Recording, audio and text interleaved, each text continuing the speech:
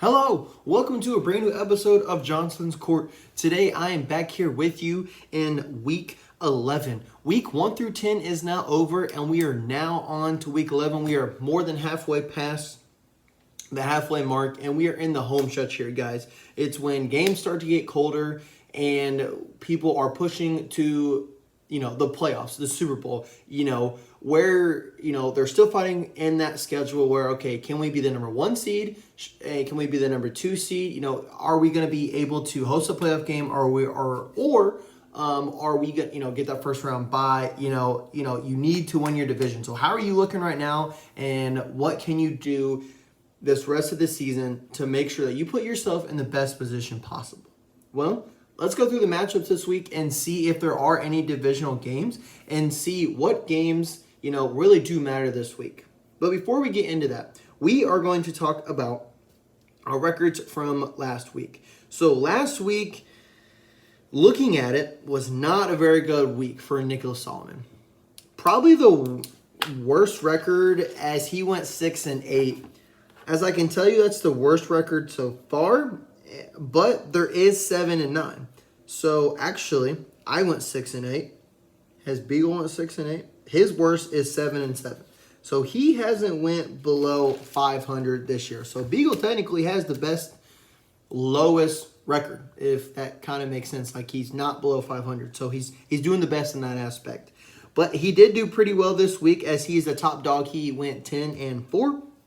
With me going 9-5. So I know that I still got that lead by a few games, but if Beagle keeps playing well, he will catch me. But with that one win, Nick with 2 losses, I think they might be tied now, which is as funny as that is. But this week is a new week. We give new picks around here, and we see where, winners become winners and losers stay losers.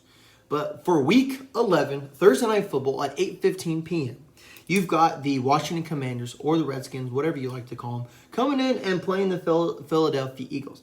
Now, the Commanders are playing well this year. They are, 7-3? They're 7-3 with the Eagles at 7-2. It is a home game for the Eagles.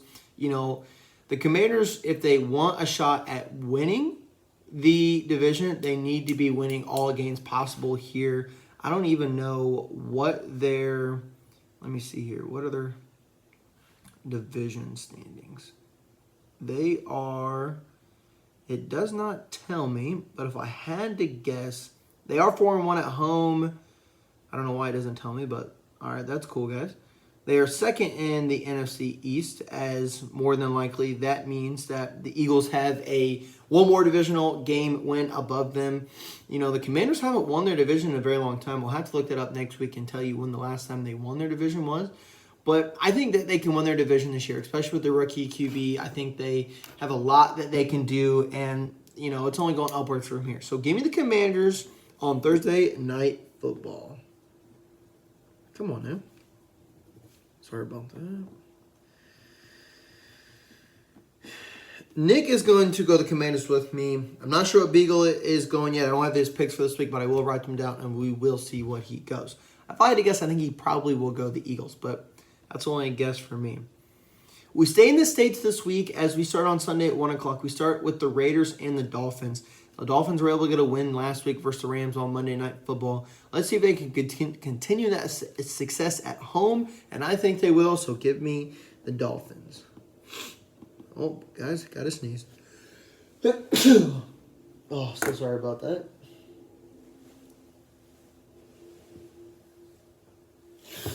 All right, we are good to go.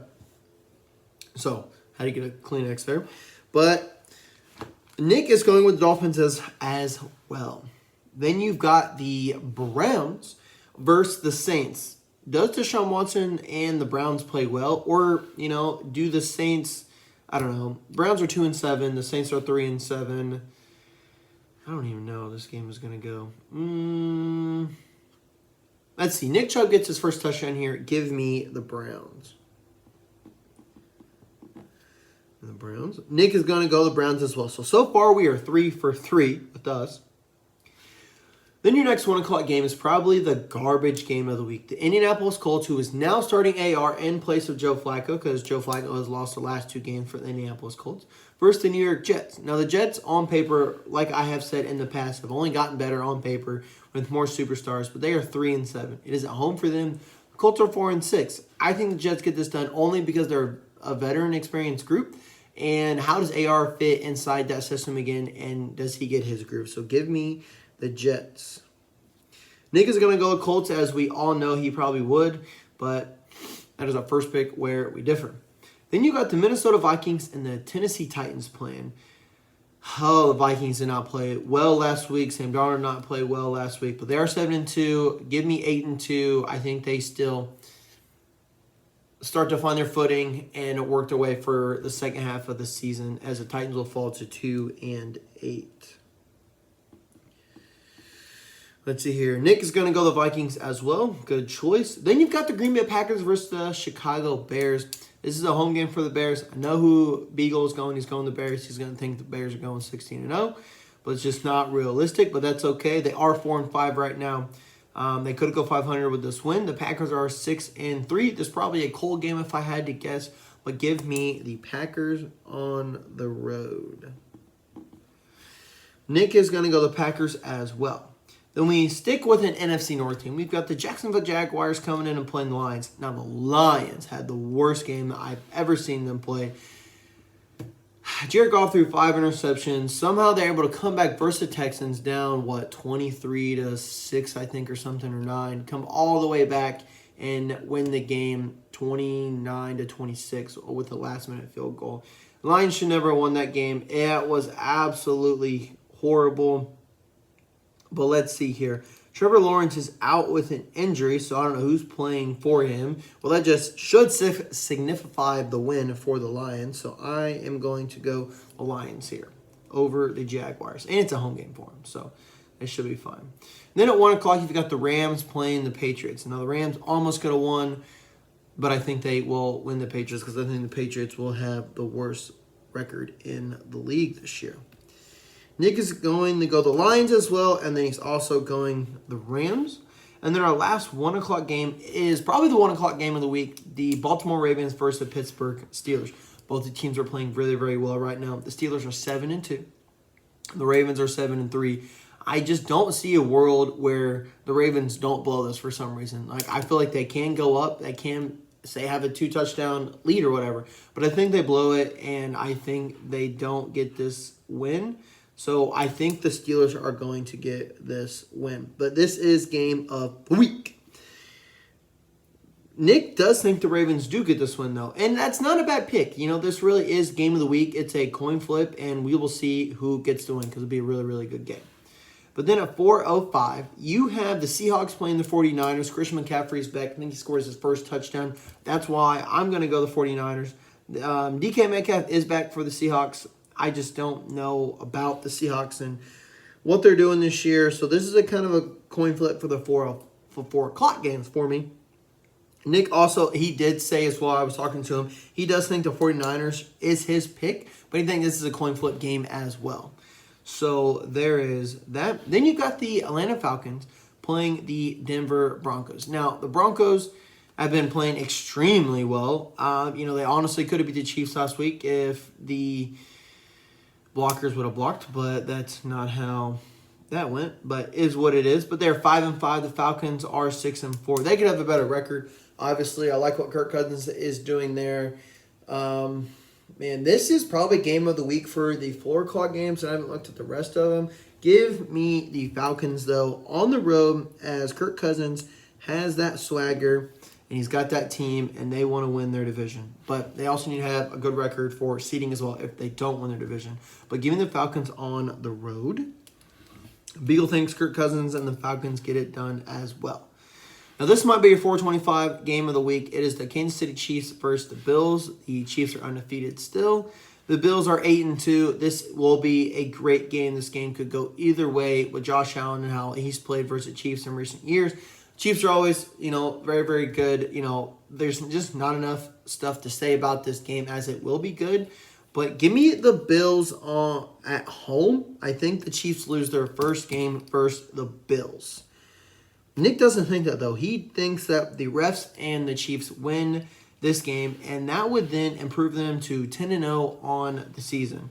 And like I said, they always have really good matchups. It's normally a high-scoring game. Both teams do score a lot of points. But if the Bills want to win this game, they have to keep the ball out of Patrick Mahomes' hands. It's the only way you're going to win this game.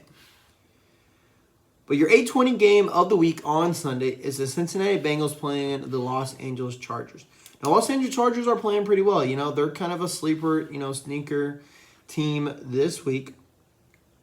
This year, actually. But they are 6-3, and the Bengals are 4-6. Joe Burrow is playing really well for them to be 4-6, which is kind of crazy. Oh, man. This will be a really good game. So, we've got a lot of, 3 or 4 good games this week, which is really good to see. Gotta do it. Gotta give me the Bengals on the road. Gotta give them to me. Nick thinks the Chargers are going to get this done at home, which I can see that. They are, like I said, a really good team this year, and Justin Herbert, and maybe they have what it takes, to win their division this year. I don't know, but we will see. Then you got a Monday night game, which if Dak Prescott wasn't hurt, if CeeDee Lamb kind of wasn't hurt, I just don't know with the Dallas Cowboys. But this is the Battle of Texas. It is the Houston Texans versus the Dallas Cowboys. Texas, man, for Titans to lose that game last week to the Lions was just horrible. I just feel like, I don't know. Yes, you're up. Keep pressuring and keep going. Just like Kurt Cignetti says for the IU Hoosiers. We are not giving up. We need to play all minutes of the game. We just can't. You lose the game when you beat yourself, and that's exactly what happened to the Texans last week. But I don't think that's not gonna happen to them this week. Give me the Titans on the road in the Battle of Texas. And then Nick is gonna go Nick is going to go the Texans as well, which does make sense as the Cowboys are now probably going to tank as they're 3-6, and they just do not have a shot at making the playoffs anymore. So that is week 11, guys. This has been so fun so far, and we will just see what happens in the coming weeks as, football keeps going. College football is heating up as a 12-team playoff this year is one of the coolest things to watch, as I've been discussing it with my buddies. And, I'll probably discuss it once the top 12 teams are final and once the conference champions wins and all things like that. And then I'll talk about who I think is going to win it all in advance each round. I'll just make that one video, and I'll probably bring Nick on for that, or Dylan. So that should be a fun podcast for there. So with that being said, Riley signing off for this week. Have a good one, y'all.